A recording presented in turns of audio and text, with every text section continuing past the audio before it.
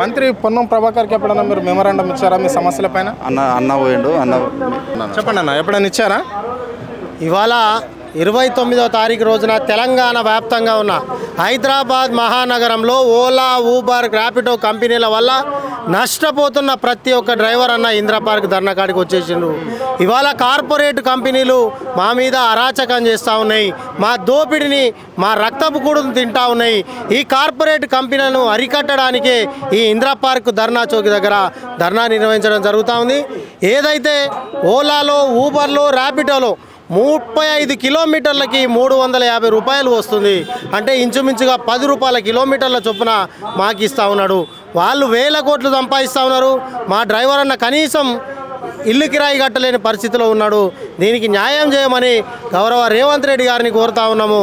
దీనికి అనుకూలంగానే transport minister గారిని, పొన్నం ప్రభాకర్ గారిని ఎన్నో సందర్భాలలో వివిధ సంఘాల నాయకులు, డ్రైవర్లు ఎంతోమంది రిప్రజెంటేషన్ ఇచ్చిండ్రు.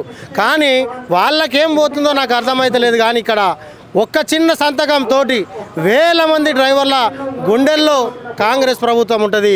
లేకపోతే రానున్న ఎలక్షన్లో, గ్రామ పంచాయతీ ఎలక్షన్లో కర్రు వాసి వాత పెడతాం. ప్రభుత్వము ఎన్నికల సమయంలో ప్రతి ఒక్క డ్రైవర్ అన్నకు న్యాయం చేస్తామని చెప్పారు.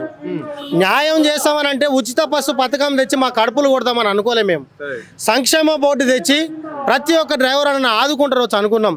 సరే, మహిళలకు వ్యతిరేకం కాదు, మహిళలు కూడా, మా ఇంటి మహిళలు కూడా బస్సులో ప్రయాణం చేస్తూ ఉన్నారు, సంతోషమే. కానీ కార్పొరేట్ కంపెనీలతో కుమ్మక్కై ఇవాళ ప్రభుత్వం మా మీద అరాచకం చేస్తూ ఉంది. కేంద్ర ప్రభుత్వం తీసుకొచ్చినటువంటి గైడ్లైన్స్ను ఈ రాష్ట్ర ప్రభుత్వం అణిచివేయచ్చు. మాకు కొత్త గైడ్లైన్స్ని ఇవ్వాలి, సోషల్ సెక్యూరిటీ కోడ్ను అమలు చేయాలి, కొత్త రాజ్యాంగాన్ని సృష్టించాలి. మోటార్ రవాణా రంగ కార్మికులకు సంక్షేమ బోర్డు ఏర్పాటు చేస్తే ఇవాళ రేట్ కార్డు వస్తుంది, తక్షిష్టమైన రేట్ వస్తుంది, మినిమం బేస్ ఫేర్ వస్తుంది. ఆల్రెడీ ఆటో డ్రైవర్ కావచ్చు, క్యాబ్ డ్రైవర్ కావచ్చు, సంవత్సరానికి 12,000 రూపాయలు ఇస్తామని చెప్పేసి ఎన్నికల మేనిఫెస్టోలో ప్రభుత్వం పొందుపరచడం జరిగింది. అది అందిందా మరి?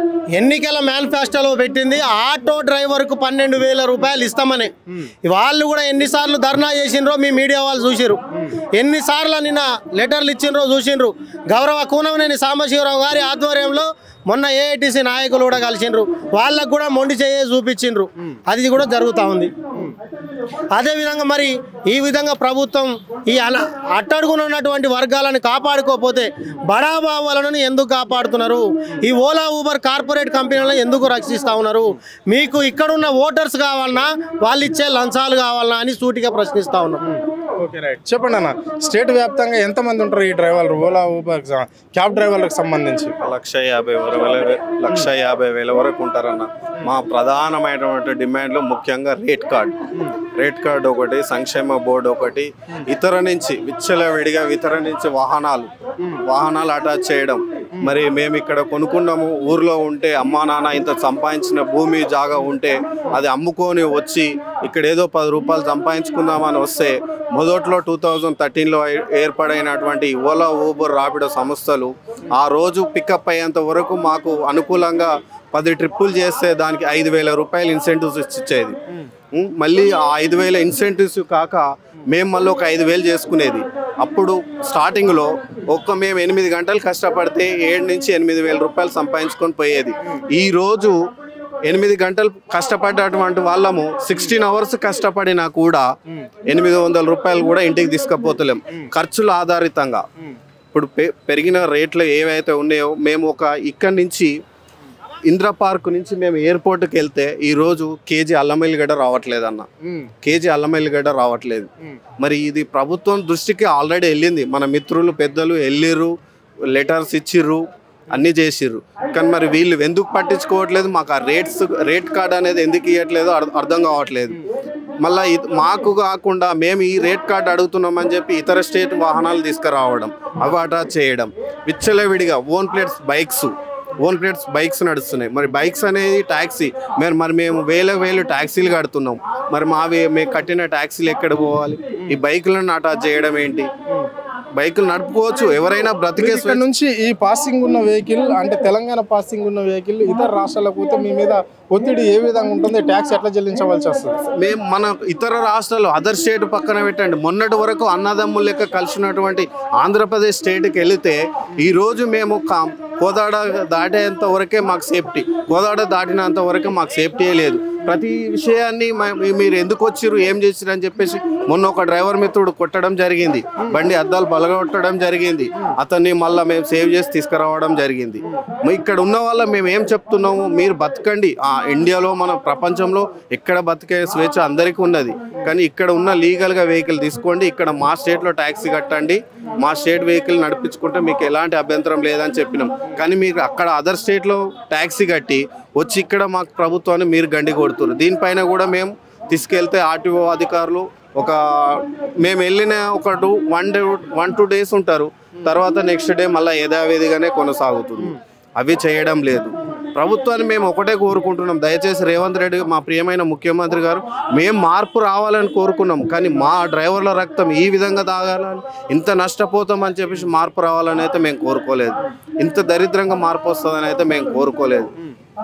ఏంటిది డ్రైవర్ల సమస్యలు ఇంతగానం ఉండి కూడా మేము విన్నపించుకున్నా కూడా మీరు కనీసము పట్టించుకోకుండా ఉండడము, గవర్నమెంట్ మరి కళ్ళు మూసుకున్నదా గాడిద పనులు తోముతుందా అర్థం కావట్లేదు. అసలు ఏ విధంగా న్యాయం జరుగుతుంది అనేది ఎప్పటికీ మేము ఇన్ని రోజుల నుంచి కూడా వేడుకుంటున్నా కూడా. కిలోమీటర్కు ఎంత కట్టించాలి ఈ ప్రధాన ఈ కంపెనీలు ఓలర్ కావచ్చు, ఊబర్, రాపిడోకి సంబంధించిన ఈ కార్పొరేట్ సమస్యలు మీరు ఎంత కట్టించాలి అని డిమాండ్ చేస్తున్నారు? మీకు ఏం కావాలండి? మొన్నటి వరకు రాపిడో సంస్థ వచ్చి ఒక 3 years అవుతుంది, మాకు 30 రూపీస్ అని చెప్పేసి మమ్మల్ని అటాచ్ చేసుకున్నారు. ఇంతకుముందు ఉన్నటువంటి ఓలా, ఊబర్ వాళ్ళు 20 రూపీస్ అని ఇచ్చారు. ఈరోజు మేము 10 రూపీస్ 8 రూపీస్ పర్ కిలోమీటర్ పడుతుంది. మళ్ళీ దాంట్లో కూడా ఎలా ఉంటుందంటే ఇక్కడ బుకింగ్ వస్తే సికింద్రాబాద్కి వెళ్తేనే 150 వస్తుంది, మళ్ళీ ఇక్కడ నుంచి కూకట్పల్లి వెళ్తే 200, దానికి ఒక 70 రూపీస్ యాడ్ చేస్తాడు. అంటే కిలోమీటర్కు 10 కిలోమీటర్స్ పెరుగుతుంది. ఈ డిస్టెన్స్ 5 కిలోమీటర్స్, డిస్టెన్స్ పెరిగిన కొద్దీ 60 కిలోమీటర్లు పోతే 500 రూపాయలు ఇస్తాడు. మరి ఏ విధంగా మాకు వర్కౌట్ అవుతుంది? దాంట్లో డీజిల్ వచ్చేసి 500 రూపాయలు వచ్చేస్తే దాంట్లో 300 రూపీస్ డీజిలే పోతుంది. 200 రూపీస్లో మేము ఏ విధంగా పోషించుకోగలుగుతాం? 200 రూపీస్లో మేము ఏ విధంగా పోషించుకోగలుగుతాం? మరి ఎట్లుండబోతుంది ముందు కార్యాచరణ ఏ విధంగా ఉండబోతుంది? ప్రభుత్వం ఇదే వైఖరి అవలంబించిన వైఖరితో ఉన్నదనుకో, ముందు కార్పొరేట్ సమస్యలకు అనుకూలంగానే ఉన్నదనుకో, ఎట్లుండబోతుంది ఈ డ్రైవర్లు రాబోయే రోజుల్లో? మేము ముట్టడిస్తాం అన్న, ఇక సీఎం క్యాంప్ ఆఫీస్ ముట్టడియాల్సి వస్తుంది, సెక్రటరియట్ ముట్టడియాల్సి వస్తుంది. మాకు న్యాయం జరగకపోతే ఇప్పుడు మేము మొన్నటి వరకు చేసినాం, దొరగాడీలు బద్దలు కొట్టాలన్నారు. అయ్యా మీరు దొరగాడీలు బద్దలు కొట్టి దొరగాడీలో ఉన్నారా? లేరు. మా సమస్యలు చెప్పుకుందామని వచ్చేసి మీరు దొరగాడీలో ఉన్నారా? మీరు లేరు, ఎక్కడో ఉన్నారు. అసలు ఏం పరిపాలన చేస్తుంది కాంగ్రెస్ ప్రభుత్వం అర్థం కావట్లేదు మాకు. మరి ప్రతి ఒక్క మీరు కూడా మీరు వెళ్ళాలి, ఎక్కడికి వెళ్ళినా ఎక్కడి నుంచి వెళ్ళాలన్నా కూడా మీకు డ్రైవర్ కావాలి.